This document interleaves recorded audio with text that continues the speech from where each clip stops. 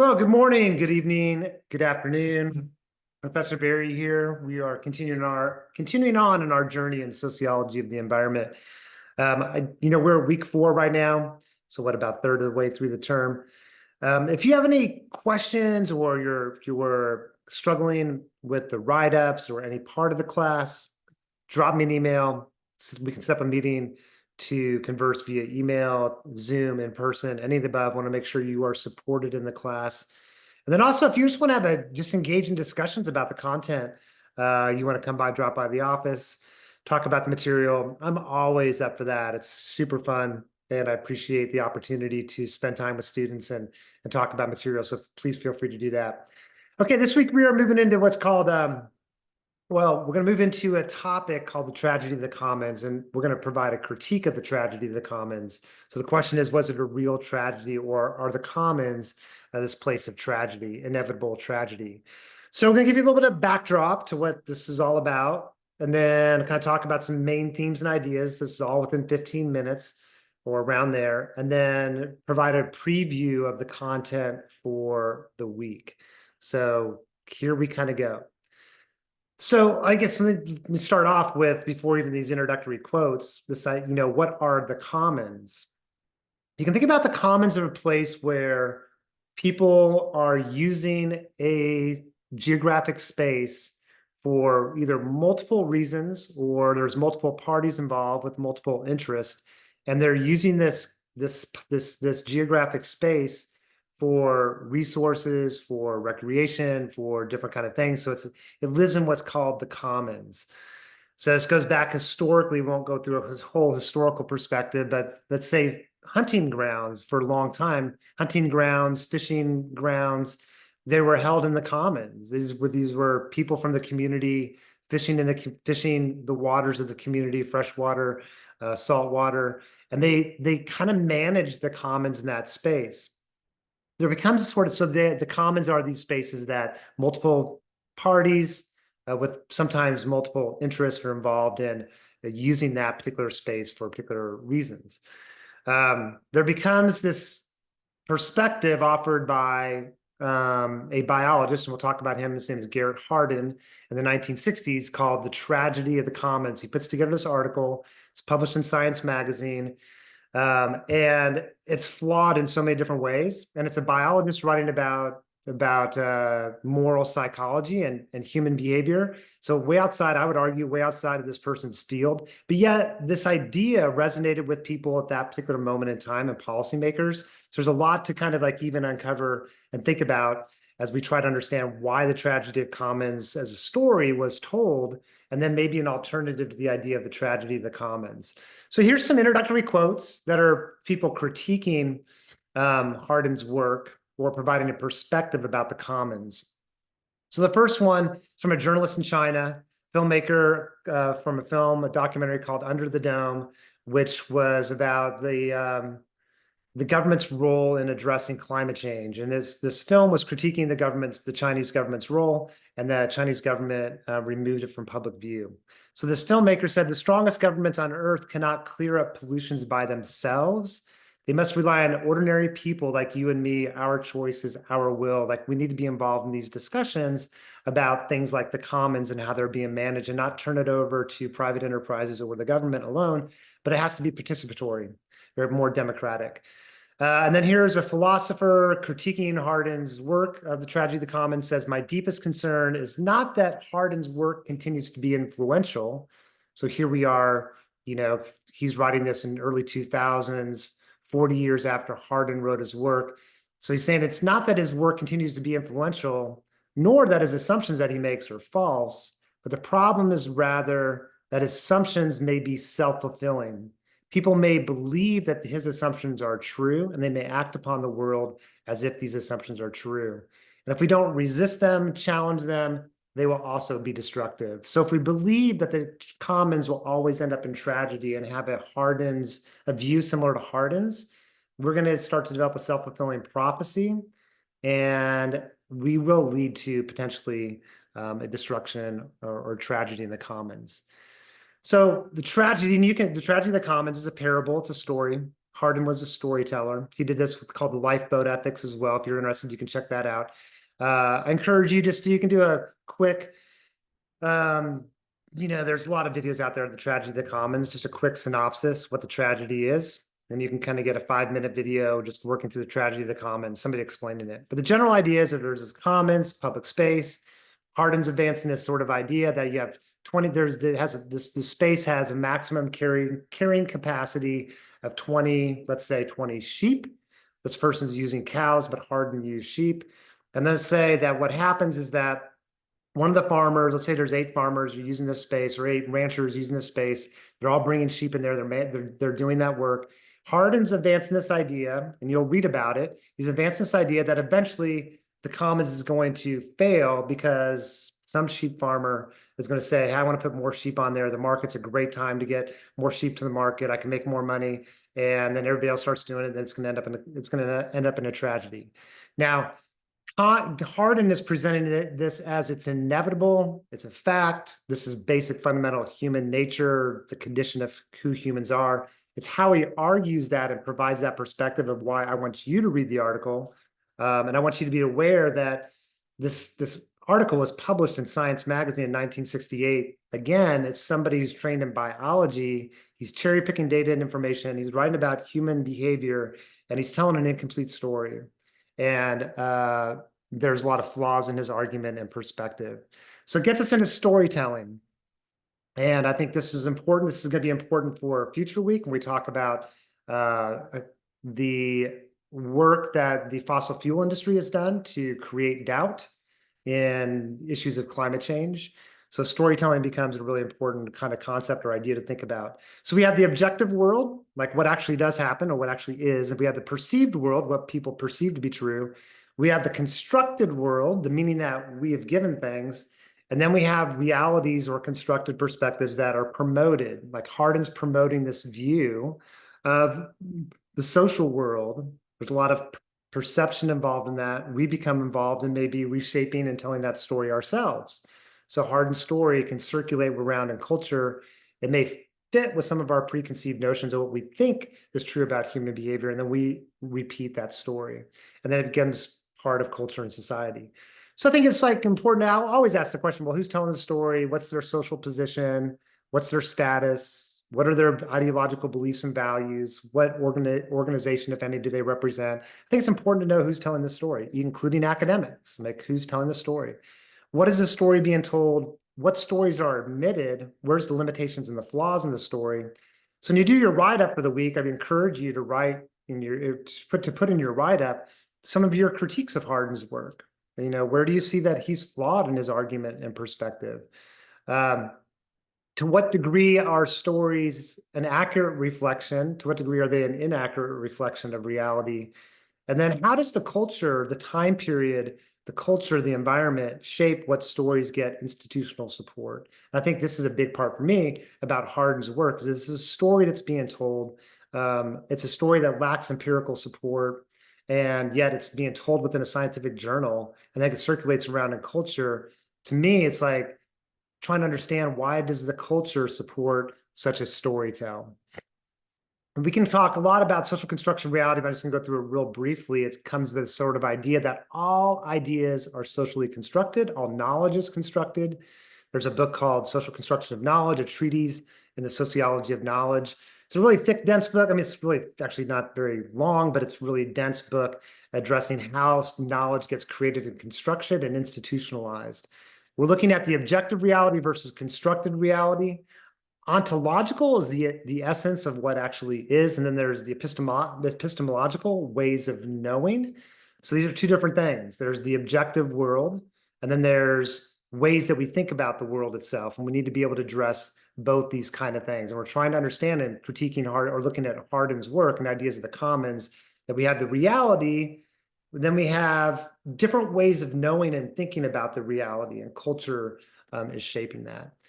So the meanings that we give things reflect our ways of thinking and knowing. They reflect historical time periods, culture, relationships of power, and different things like our social position, our lived experience, things like that.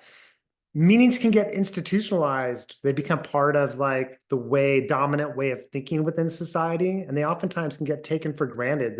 They're assumed to be neutral, assumed to be fact. And it's important to disrupt that sometimes, to be aware that these are constructed realities. Like Hardin's constructing a viewpoint about the tragedy, and different institutions, the government, private sector, public sector, people are reinforcing this story of the tragedy of the commons. So meanings can be deconstructed and then reconstructed. Um, okay, like constructing the tragedy. So when did this? So it was published in 1968. You can look at that. I encourage you to watch this short video. You can type in Aeon Magazine, human population growth through time, or human population through time.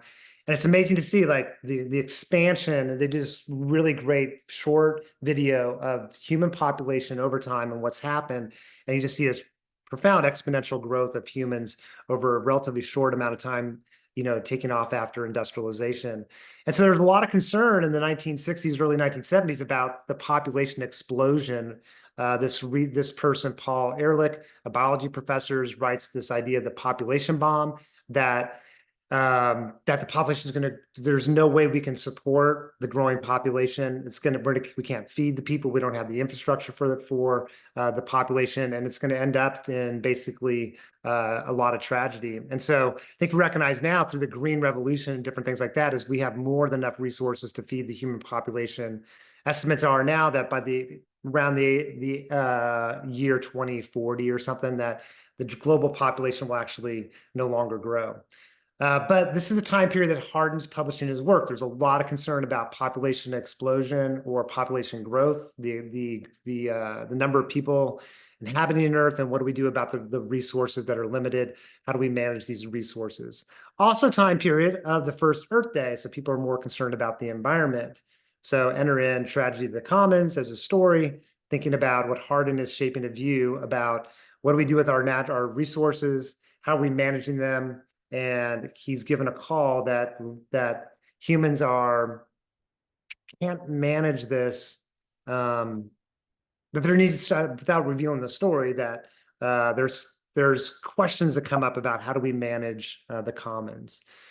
There's some philosophical underpinnings to his work. He doesn't talk about utilitarianism, or Jeremy Bentham, a philosopher, but the idea of utilitarianism is what is good, what it provides the greatest benefit to the individual, or to the greatest number. That which is good is that which provides the greatest benefit to the greatest number of people. So utilitarian philosophies are based on this rational idea, cost benefit analysis. The greatest benefit for the greatest number is sort of the goal, the objective. And it's a shift to this different way of thinking about things. There's a different perspective that's offered too. I mean, Mahatma Gandhi, Indian philosopher, social movement leader, he says, I don't believe in the doctrine of the greatest good for the greatest number. The only real dignified human doctrine is the greatest good for all. So Hardin's more in that utilitarian view. And then you have a countering storytell about what do we think about? And we're thinking about the greatest, our resources. And there's different viewpoints and perspectives. So views of individuals in society, things like views of the individual are shaped by the time period in society and culture and philosophers and thinkers. Thomas Hobbes offered one view of the individual, and Hardin draws upon Hobbes' view of the individual as a selfish, self-interested creature who's seeking self-gain at the consequence, even if that's at the consequence of the community. So that's a viewpoint, it's a perspective about human behavior. John Locke offers another viewpoint of human behavior. So even long time, I mean, this is a debate that goes on within social sciences, within academic discourse about the nature of who humans are, selfish, cooperative, combination. How do we think about that relationship? Hardin's on the viewpoint and perspective, very Hobbesian view of humans. I would argue that humans can be very self-interested. That's part of who we are, but we also can be very cooperative. He provides a very limited view, a very narrow view of human behavior. And there's this idea of Homo economicus, this idea that humans are rational, self-interested, seeking maximum utility for benefit for self. these were views that are viewed as the essential properties of humans. So when people develop these ideas of Homo economicus, they're supporting and they're promoting this idea that this is the essential nature of who humans are. And this limits a more dynamic view of humans. And the consequences of the Homo economicus model is that if this is the basic of who humans are, we can't change human. So therefore, we need to control and contain kind of like humans and what humans do. And the fault is like, or a limitation or critique is that it's misunderstanding or not providing a complete picture of the fundamental ideas of human behavior. So why this model? How has this model changed over time? I think these are important things to consider. And then the critiques of Hardin's work. This is one person saying, that Hardin, his thespian pastoral centers the age of the commons, pre-strips, culturally butt naked. So Hardin's not bringing in cultural differences, cultural variability, shorn of history. So Hardin presents this picture that this is who humans have always been and always will be. And this is a critique of the work.